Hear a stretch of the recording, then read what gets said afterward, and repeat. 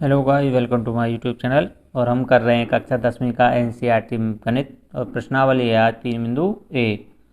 3.1 में आपको पहला प्रश्न है, निम्न रैखिक समीकरण युग्म को प्रतिस्थापन विधि से हल कीजिए। अब देखिए बच्चों, ये प्रतिस्थापन विधि क्या होती है। इसका मतलब ये होता है किसी भी समीकरण से एक चर की वैल्यू निकालनी है और दूसरे समीकरण में रख देनी है। प्रतिस्थापन का मतलब है एक की वैल्यू निकालो और दूसरे में पुट कर दो, यानी दूसरे में रख दो, तो वहाँ से दोनों वैल्यू आ जाती हैं, पहले चर की भी और दूसरे चर की भी।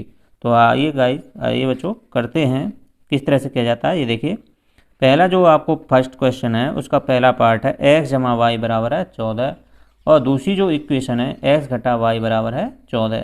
तो ये है दो चर वाले रैखिक समीकरण, यानी एक चर ये है और एक चर ये है, ये कांस्टेंट टर्म होती है।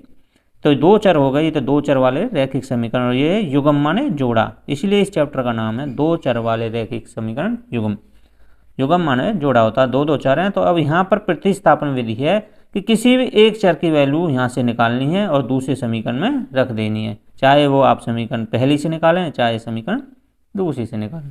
तो करते हैं, एक्सरसाइज है आपकी 3.2 और उसका क्वेश्चन नंबर फर्स्ट है और उसका भी फर्स्ट पार्ट। तो फर्स्ट पार्ट है आपका x जमा वाई बराबर है 14, तो इसको हम समीकरण नंबर 1 कहेंगे। जो सेकंड जो समीकरण है वो है x घटा वाई बराबर है 4, इसको हम समीकरण नंबर 2 कहेंगे। तो देखिए किस तरह से करेंगे। प्रतिस्थापन विधि से हल करना तो हमें या एक समीकरण से ले लीजिए या दूसरी समीकरण से लेना है। किसी भी एक चर की वैल्यू निकालनी है, तो एक चर को हम एक तरफ रखेंगे तो बाकी सभी संख्याओं को दूसरी तरफ। तो मान लीजिए हम पहले ही समीकरण से करते हैं, तो यहाँ से हम x की वैल्यू निकाल लेते हैं। तो x को रखेंगे लेफ्ट हैंड साइड में और इस y को हम यहाँ से इधर ले जाएंगे राइट हैंड साइड में, तो इसका साइन चेंज हो जाएगा। तो ये 14 यहाँ पर पहले ही है, तो ये प्लस का इधर जाएगा, किसका हो जाएगा, माइनस का y हो जाएगा। तो देखिए यहाँ से हमें क्या मिल गई, x बराबर है 14 घटा वाई, यानी यहाँ से हमें x की वैल्यू मिल गई है। ठीक है, आपको ये ध्यान रखना है।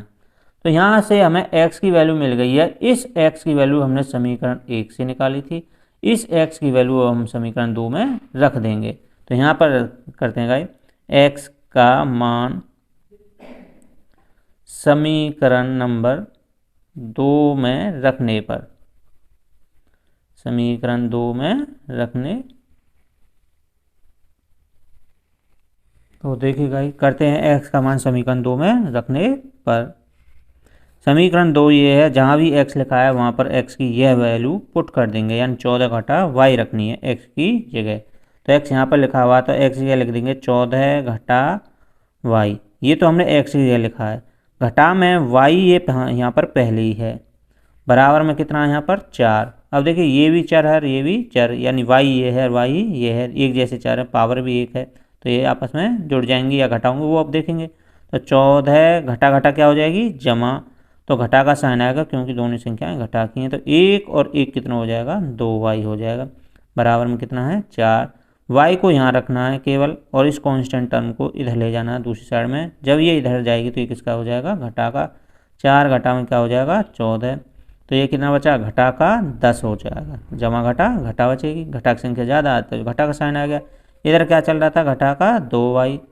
अब ये घटा का 2y कहाँ चले जाएगा, बराबर संख्या के नीचे चला जाएगा। तो घटा 10 तो इधर है और घटा का 2 नीचे आ गया, तो घटा से घटा खत्म, 2 पंजे 10, यानी y की वैल्यू यहाँ पर कितनी मिल गई, 5।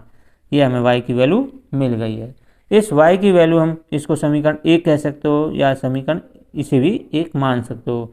x y की वैल्यू यहाँ पर समीकरण 1 में रखने पर, तो यहाँ पर देखिएगा y बराबर, y की वैल्यू या y का मान समीकरण 1 में रखने पर,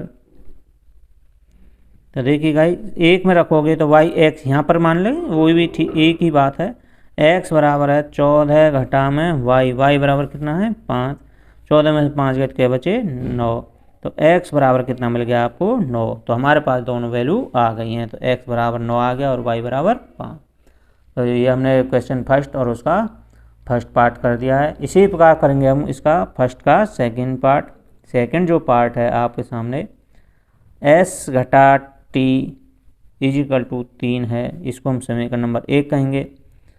एस बटे 3 जमा में टी बटे 2 बराबर 6, इसको समीकरण नंबर 2 कहेंगे।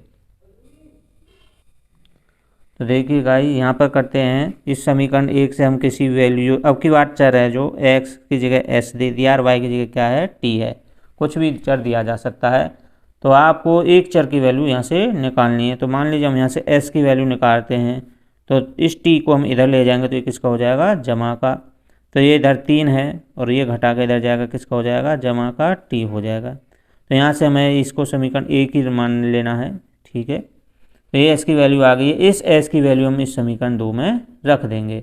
या आप ऐसा कर सकते हो, इसको बहुत आसान बना सकते हो, ये अंश बटे हर है, इनका पहले आप एलसीएम ले लीजिए। तो देखिए क्या होगा, मैं पहले आपको आसान तरीका बता रहा हूँ, इनका एलसीएम लेते हैं। 3 और 2 का एलसीएम कितना आएगा, 6। 3 से कै बार जाएगा, 2 बार। 3 से इसको भाग किया जाए, 2 बार गया, 2 की गुना ऐसे की तो ये 2s हो गया, जमा में 2 तिया 6, 3 की गुना टी से की तो ये हो गया 3t, बराबर में आपको 6 ही रखना है और इसके बटे कर लीजिए 1। अब कर देना आपको आर पार की गुना। तो देखिए यहाँ से क्या हो जाएगा, 2s जमा 3t, इसको ऐसे भी लिख सकते हो और ऐसे भी लिख सकते हो।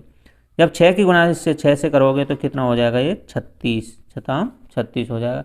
अब आपके पास इस समीकरण के बराबर ही s और t के रूप में आपको समीकरण मिल गई है।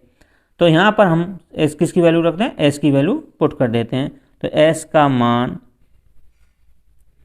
रखने पर, s का मान रखने पर, जब s जहाँ भी लिखा हुआ है वहाँ पर आपको s की जगह क्या लिखना है, 3 जमा t लिखना है। तो 2 इससे गुना है, गुणांक है इसका, तो गुना हो रहा, ब्रैकेट लगा लेना आपको, 3 जमा में t कर देंगे, ब्रैकेट बंद, जमा में ये 3t यहाँ पर पहले ही है, बराबर है 36।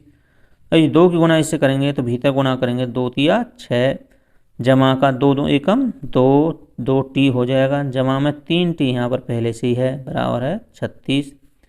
तो देखिए 6 जमा के हैं ये दोनों, तो 3 और 2 कितने हो जाएंगे, 5t, बराबर है 36।